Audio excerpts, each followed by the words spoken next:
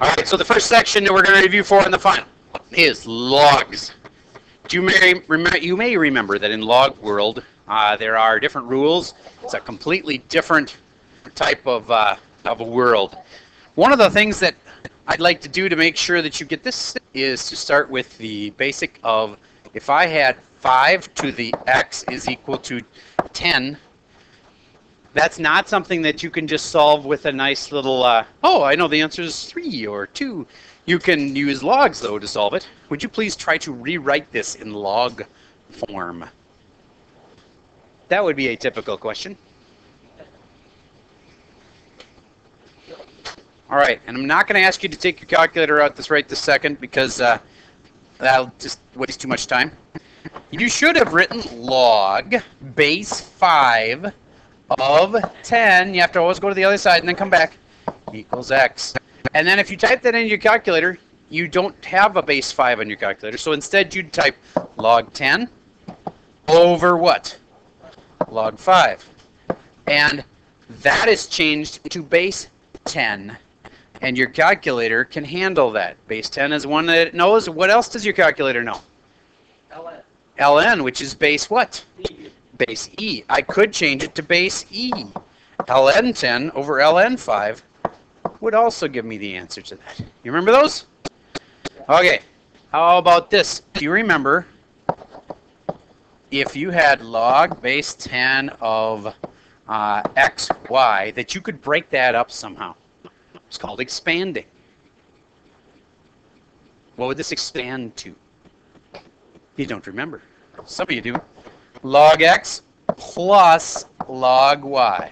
So when they were multiplied, they would split up into a plus. Do you remember when they were divided? Like if this was x over y, then it would change to what? Come on. Minus. All right, how about this? What if you had log 5 to the 3rd power? You could do something to stretch it out or expand it. The 3 does what? Out in front. Very good. 3 log 5. Remember that? And I didn't write a base on this one. What base does that mean? It means 10. This is a common log. The common number to use if there is no number is 10. Okay. All right. Next thing. There was 3 places that we could hide the x. It could either be down here, or it could be here, or it could be at the end.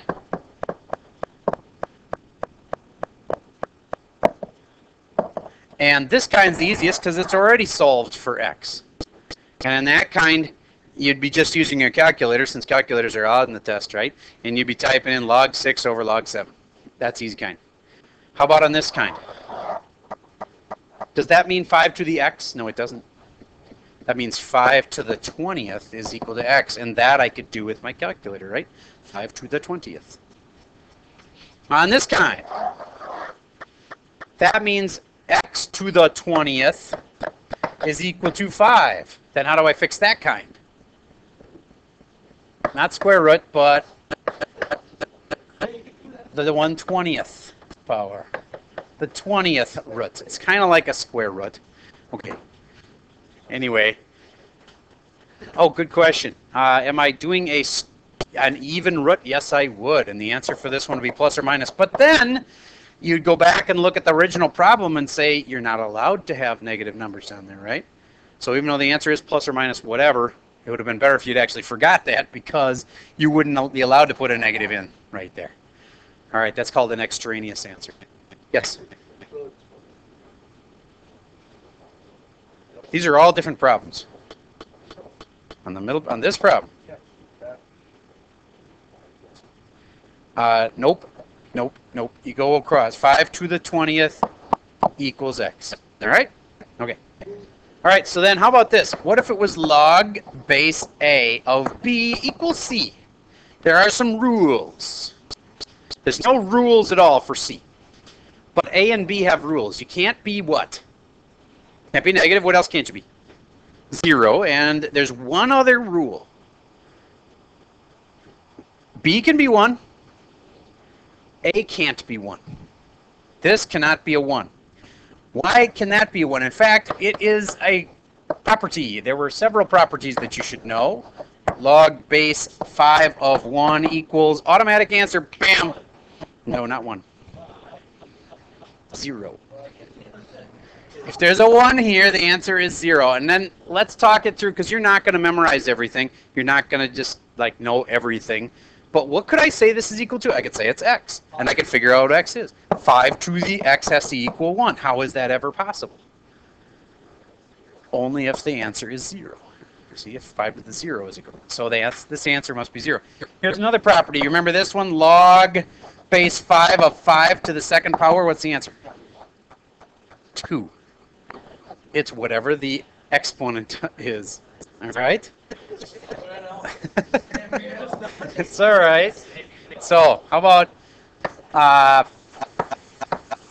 5 to the log base 5 of 20? What do you think the answer to that one is? 20. This is a power where if these two are the same, then that one's the answer. It's a property. Okay? That is a 5 to the power of. This is all up in the exponent. Okay. Next kind. What if they give you log of x squared is equal to log of 16? Anytime you have the same base, like here and here, see this is log base 10, that's log base 10, cancel them, and your answer comes from the x squared has to be 16. Remember that? That if you have the same log on each side, you can just kind of cancel them off. It's not technically canceling it, but it is true that that is equal to that. So x squared has to equal 16, so then x would have to be plus or minus 4. And could x be both of those things? No. That number right there is the argument, and that's not allowed to be negative. So I could just say the answer is 4. All right, so there's a whole bunch of stuff to remember about logs. How about stuff on a circle? First thought is, do you remember when we would make, that's 30 degrees, otherwise known as pi over 6, or 1/6 pi. That would be 2/6 pi. What's 2/6 pi reduced to? Yep. This one was 1/6 pi. I would really prefer it if you'd write it like this, because then I'd see you remember the sixths rule. 1/6, 2/6. What's that? 3/6, which is a half pi. What's that? 4/6, 5/6, 6/6 pi. Does that make sense? 6/6 pi? What is 6/6 pi? It's pi. 7/6 pi, 8/6 pi, 9/6 pi, 10/6 pi, 11/6 pi. That's why this is 11/6 pi right there. And this is 12/6 pi. What is 12/6 also known as? 2 pi. Remember those? How about the ones that go this way? That's a 45-degree angle, also known as 1/4 of a pi. And yes, it's pi over 4, but it's probably smarter to remember it as 1/4 of a pi. Then that makes this a half a pi, right? You already knew that one. 3/4 of a pi. 4/4 of a pi, right? It's one whole. 5/4, 6/4, 7/4 pi is right there. 7 pi over 4. Okay, so I just wanted to remind you about those. Another thing I wanted to remind you about is on a circle, if you have a wedge like this and a little curve, there is a formula that can tell you how long the little curve or arc is. SOR, S equals theta R. Please write that one down. It'll help you to remember it, because you can use it like 7 times on today's homework. And then what happens if it's not in radians? Over 180, but there's one more thing. Pi. That's right. Then you can use that formula, and they'll tell you all the numbers, and basically you'd end up solving for one of those numbers. All right, so there is some massive amount of information if all condensed down into one day. Does that cover everything? No, but that's a good start. So now, here's the part where I'm going to tell you about the packet. All right, so this packet's got about 9 sheets that have questions on both sides. Okay, so that, depending on how you say that, I'm going to call it about 9 pages. There's 18 sides, okay, that have stuff on them. Now, one page of it is those trig formulas that we, kind of have you memorize, like the finance formulas and stuff like that. And you are going to have a sheet of formulas that you can use on the test. So we don't want you to be spending tons of time memorizing formulas that you like finance formulas, because in the real world, people like you or me, when you're when you're like 30 and you forget a finance formula, you're just going to look it up on the internet. But you got to be able to use a formula once you find it. All right. So what are we going to do in this packet? Other than that first page, it's got some formulas on it. There's a whole bunch of problems, and every single problem that's on the final is in this packet. It's as simple as that. If you do every problem in this packet and know how to do it, you will be able to get an A on the final, because we're telling you ahead of time, here are all the questions. Or in your case, I'll scale it down to a B. If you do every problem, then you'll be fine. Now, doing every problem and checking every problem is a different thing. If you do every problem, but you don't know if you did it right, that doesn't really help. You need to be able to check it. Now, there is a little bit of debate amongst the math teachers as to whether we should post all the answers or whether we should post just some of the answers, and I'm not sure which it's going to be, but however many we post, you should check. And if you're in a section that's got 4 problems that are all kind of similar to each other, if you get the ones right that are posted, you can figure you're probably doing the other ones right. I get the perspective of the teachers who are saying, I don't want to post the answers because, they're all the answers to the final. I get that, but at the same time, if you don't know if you're doing them right or not, that's kind of a flaw too. So, what I'd like to do with you right now in class is do several of the problems from your packet. Instead of making up practice problems for you, let's just do some of these, because there are plenty total to do. So I'll do some with you right now. Is there a question? I saw a hand. So basically, the ones you know And that's a good question too. We were talking about, should we only post selected answers and not post any of the ones that were on the final? We decided not to do that, because then that'll make it obvious which ones are on the final. So we're probably going to do is like every 4th question, or maybe every 3rd question, we'll have the answer for that on the board. Maybe even half of them, I don't know. But it won't be as simple as like whatever we don't post are the ones that are on the final. So anyway, use whatever resources you get. One of your resources is me. So during class today, once we're done working through a few of these together, you'll have time to work. If you're stuck on something, I have no problem telling you. It's not like I'm going to, oh, that's a final question, I can't tell you the answer. No, I can help you with any of these questions one-on-one. But I also don't think you really seriously would want me to stand here and try to do every single problem for you. I don't think that would help you or me. We'd both get really sick of it. So I'm going to do some of these with you. The very first page of my Smartboard lesson thingy here. Some of you grabbed the packet already. Cool, then you don't need another one. All right. And you guys recognize that very first problem? Its answer is 1. Ding, done, because it's a property. How about this one? Could you rewrite that 81 in a smarter way? Yes, you could. Log base 3 of 3 to the something. And if I did, then it would be a lot easier. Can you rewrite 81 as 3 to the something? Well, 3 to the 2nd is 9. 3 to the 3rd is 27. 3 to the 4th? So 27 times 3, should that be about 81? Yep, it is. So then what's the answer? So the point of these is to rewrite these parts as, like, in this case, the one I just circled, it would be e to the something. Because ln means log base e of e to the something. And as soon as I figure out what that something is, then I'll have it. Now this has got 3 parts to it. The fact that it's 1 over it means that the exponent must be what? Negative. A negative exponent would make it 1 over something. Then there's a square root in it. Remember what that means?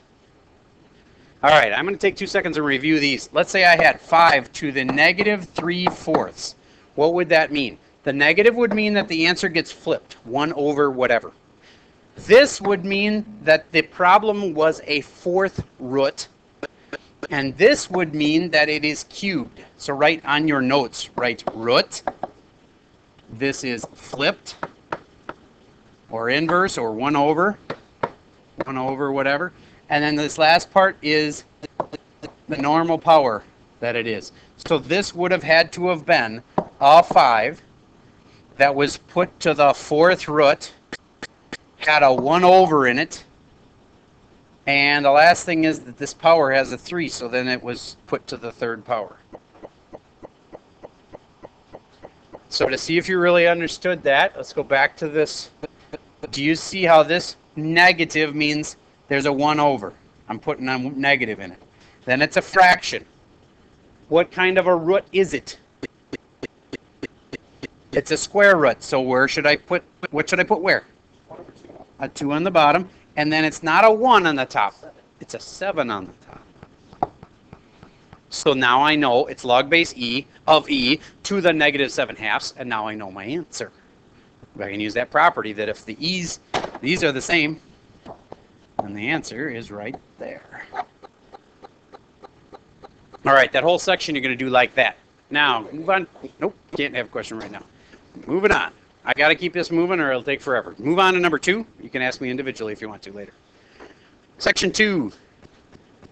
Expand the logarithm. All right, remember these? If they are currently multiplied, you can break it up into what? Addition. So it would be ln 8 plus ln x. That's all there is to that one. Done. This one, the key is that it's being divided. See how it's an x divided by y? Correct. So it's this log base, and it doesn't have a base right now, so that means it's a base 10, so I'm just going to leave it as plain log, common log, of what's getting subtracted? X and minus log y. But wait a minute now. They're being put to the 1/4 power. Do you get that this part right here, the fourth root, means to the 1/4?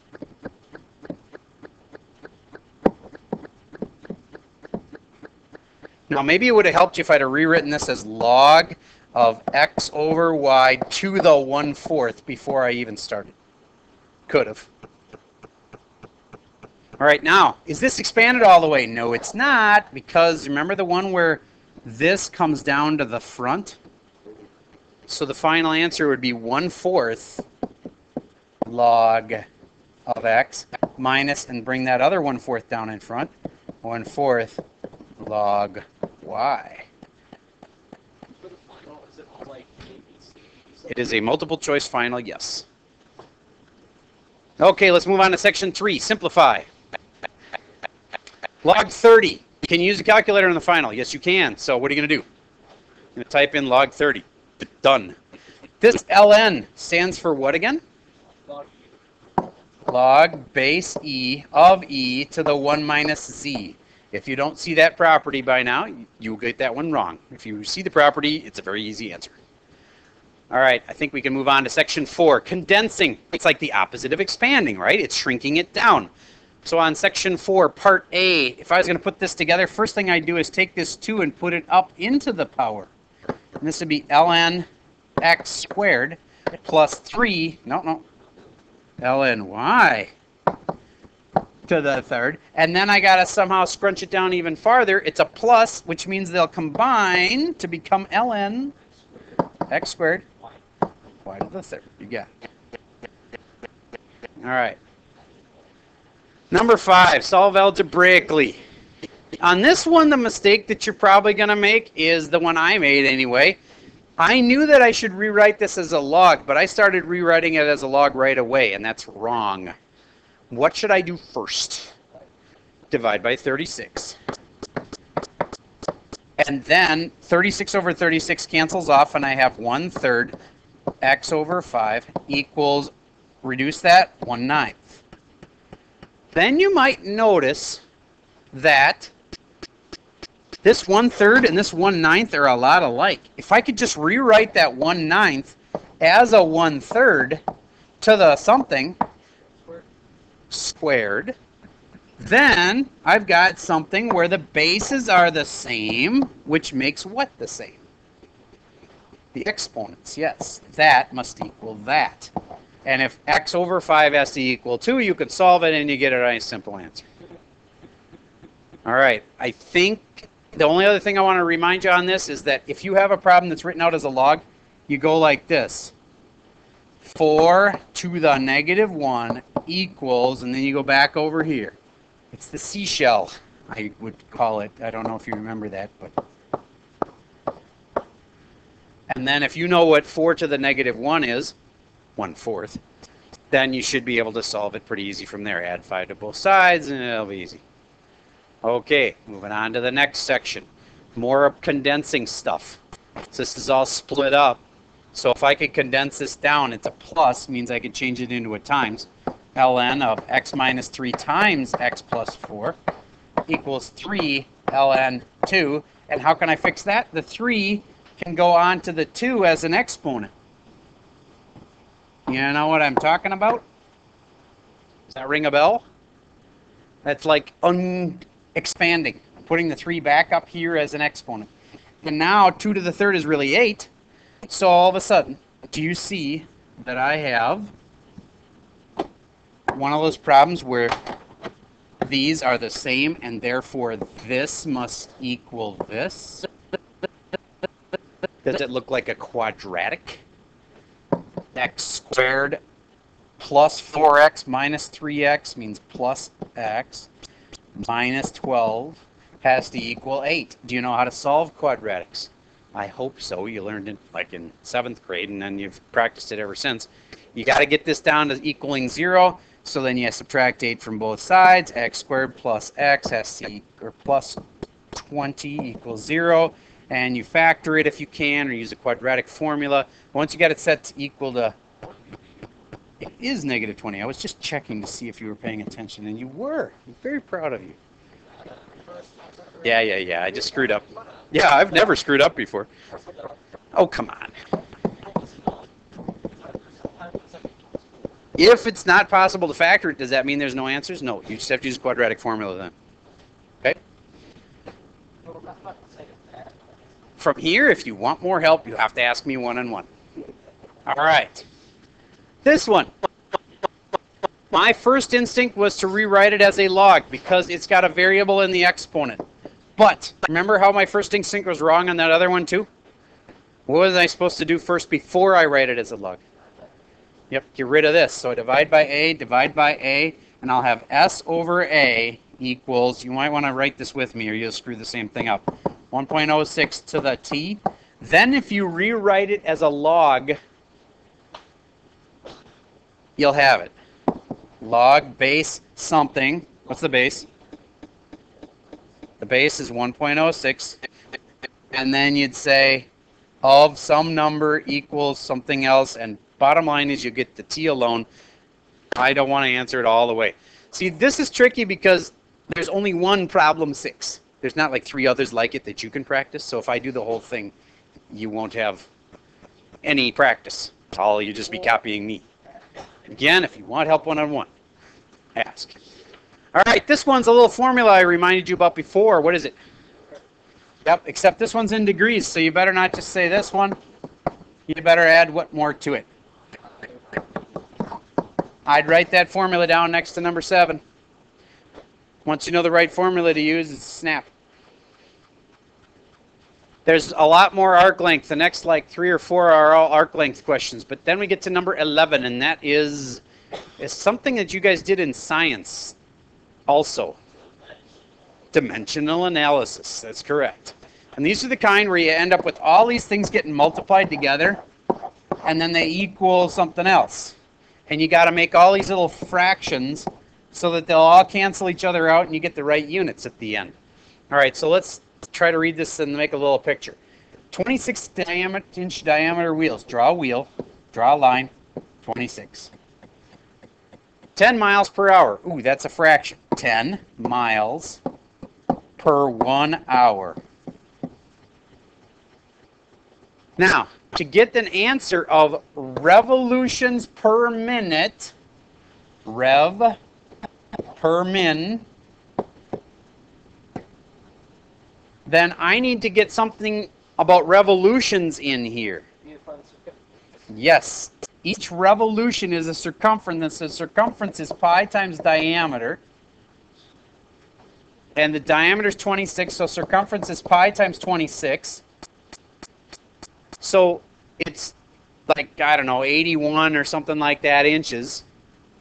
And then it's, let's say 81, no, it's not that. It's one revolution is like 81 inches. You have to figure out this number for yourself. I don't know exactly what it is, but okay. And then you got to figure out what to multiply by here and here so that you get revolutions on top, which we pretty much are already going to have. But we got to get rid of the miles on the top, so we'd have to have a miles on the bottom and have probably something in terms of miles and inches maybe. That would make the inches cancel and the miles. So bottom line is my hours need to turn into minutes, so I'm going to have to multiply by a factor that does that. And my miles have to turn into revolutions, so I have to multiply by something to get rid of miles. Maybe a mile is 5,280 feet. And then the 5,000, you might want to write that one down if you don't know it. 1 mile is 5,280 feet. And then that one can change into inches by multiplying by 12. So anyway, that's the idea on those. Last one before my brain explodes. This one. We just did these. It says give theta in both degrees and radians, and the only thing that I think was forgotten in the directions is that, remember how the answers for these, like sine goes like this. It doesn't stop, it just keeps going, right? So if the answer for this is 30 degrees, which I happen to remember, and it's like right there, then there's another answer that comes up pretty quick and hits it right there. This is where sine is a half. See, sine is 1 right there. Maybe those little dots should be a little lower. I'll make them bigger to fake it. Okay, anyway, that means there's another answer here and here and here and here, because you just keep going as a zillion answers, because you keep adding 360, and you'll keep getting the same answer to occur over and over again. In the unit circle, that would have been like this. If 30 is the answer, then if I add 360 to that, 390 would also be an answer. You know what I'm saying? So the answers, it should say in the directions here, to give the answers in degrees and radians between 0 and 360. As in, you don't go past 360 or you're going to start repeating yourself. All right, so how do I do these again? I'd use triangles.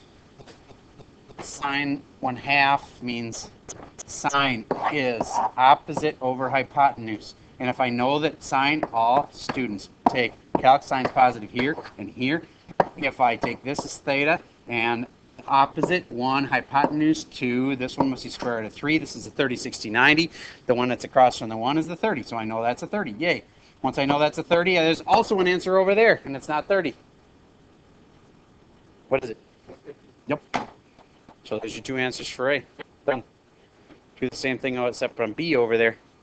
You'd want to do where is tangent positive? And all students take calc, we'll tell you. All right.